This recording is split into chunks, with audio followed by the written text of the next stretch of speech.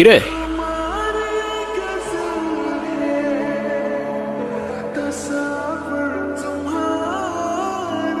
কিরে মামা, সূর্য কি আজকে পশ্চিমে উঠছে নাকি উত্তরে উঠছে নাকি দক্ষিণে উঠছে নাকি মাটি ফাইরা উঠে আসছে? আমি তো কিচ্ছু বুঝতেছি না। যে কিনা ঠিক মতো কখনো ক্যাম্পাসে আসে না, সে আজকে ক্লাস টাইমের আগে ক্যাম্পাসে এসে হাজির।